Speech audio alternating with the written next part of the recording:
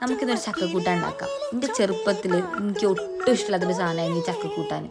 എൻ്റെ വീടിൻ്റെ മുറ്റത്ത് തന്നെ ഒരു പ്ലാവ് ഉണ്ടായിരുന്നു. ആ പ്ലാവിനെ എനിക്ക് കണ്ടുകൂടിയിരുന്നു. എനിക്ക് അത്രയ്ക്ക് ദേഷ്യം ഉണ്ടായിരുന്നു. പക്ഷേ കല്യാണ ശേഷം അതൊക്കെ മാറി. ചക്കക്കൂട്ടാനൊക്കെ കഴിക്കാൻ തുടങ്ങി.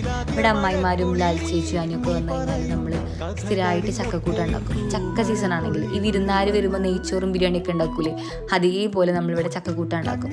ഈ ചക്കക്കൂട്ടാൻ ഉണ്ടാക്കുന്ന പ്രോസസ്സ് എനിക്ക് ഭയങ്കര ഇഷ്ടമാണ്. അത് എല്ലാവരും കൂടി വെട്ടി നന്നാക്കി ആ സമയത്ത് നമ്മൾ അങ്ങോട്ടും ഇങ്ങോട്ടും ഒരുപാട് സംസാരിക്കും. അപ്പം നമ്മൾ തമ്മിലുള്ളൊരു ആത്മബന്ധം കൂടുന്നുണ്ടെന്ന് എനിക്ക് പലപ്പോഴും തോന്നിയിട്ടുണ്ട്. അപ്പോൾ ഈ ചക്കക്കൂട്ടാൻ ഉണ്ടാക്കാൻ വളരെ സിമ്പിളാണ്. നമ്മൾ കുറച്ച് മഞ്ഞൾപ്പൊടി, ഉപ്പ്, പച്ചമുളക് കീറിയിട്ട് ചക്ക ഒന്ന് കുക്കറിൽ ഒന്ന് വേവിച്ചെടുക്കുക. അതിനുശേഷം തേങ്ങയും കുറച്ച് ചെറിയുള്ളി, കുറച്ച് വെളുത്തുള്ളി, കുറച്ച് നല്ല ജീരകവും ഒന്ന് അരച്ച് അതിലേക്ക് ഇട്ട് കഴിഞ്ഞാൽ പരിപാടി കഴിഞ്ഞു. വളരെ സിമ്പിളാണ്, പക്ഷെ ഭയങ്കര ടേസ്റ്റാണ്. ഒരു ചമ്മന്തിയോ സിമ്പിൾ കറിയോ ഉണ്ടായാൽ സൂപ്പറാണ്. അപ്പോൾ ഓക്കെ, ബൈ.